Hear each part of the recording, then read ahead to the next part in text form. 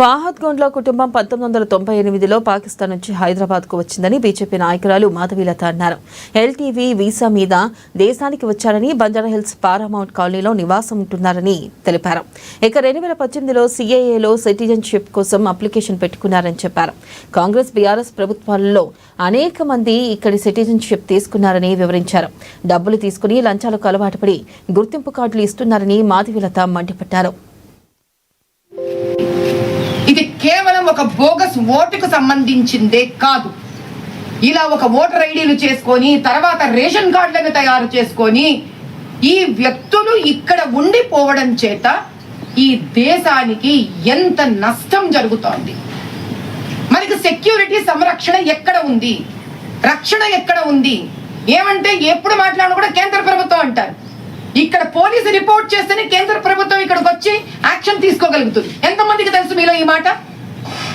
ఈ రోజు నేను చెప్తున్నాను నేను నిన్న రాత్రి ఆ అమ్మాయి కీర్తి అనే పిల్ల లవ్ జిహాదులో ఈ వ్యక్తితో ఇరుక్కున్నా ధైర్యం చేసి బయటికి వచ్చి ఇతను ఒక పాకిస్తానీ, ఇతను దొంగ ఓటర్ ఐడి పెట్టుకున్నాడు, పరివారం అంతా దొంగ ఓటర్ ఐడీలు పెట్టుకుంది అని ధైర్యంగా ఒక ఆడ కూతురు బయటికి వచ్చి కీర్తి మాట్లాడిన తర్వాత కూడా బంజారాహిల్స్ సిఐ అరెస్ట్ చేసి రిలీజ్ చేసేసాడు ఆ వ్యక్తి.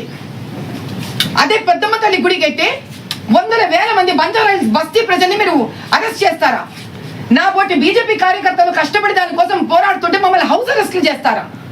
రోడ్ల మించి నిర్దాక్షిణ్యంగా మేము ధర్నాలు చేస్తుంటే లిఫ్ట్ చేసి మమ్మల్ని వ్యాన్లలో పడేస్తారా? బొట్టు పెట్టుకుంటే తప్ప ఔరంగజేబ్ కాలం నడుస్తుందా ఇక్కడ? మన ఓమన మస్కట్లలో ఉన్నామా? ఫస్ట్ పారామౌంట్ కాలనీలో రైడ్ వేయాలమ్మా. ఆ పారామౌంట్ కాలనీ మొత్తం వీళ్ళే ఉన్నారు.